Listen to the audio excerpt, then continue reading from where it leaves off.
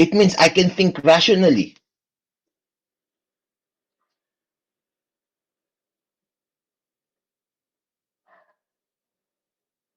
Di ba?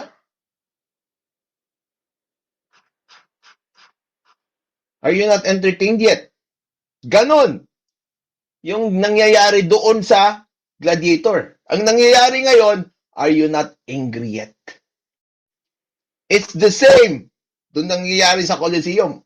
Pero baliktad yung ginagawa nila. Instead of entertaining the public, they're making the public angry.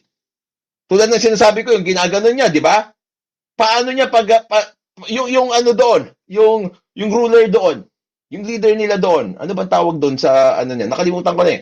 Pero yun, di ba, ginaganon niya, tinetemper niya kung ano yung mga tao pag magbubu. Kasi pag pinapatay nila yung champions nila, magagalit sila. Ganon ang ginagawa sa inyo ngayon. They are sacrificing your champions. Pero ang purpose nila, it's not to make you happy, but to make you angry.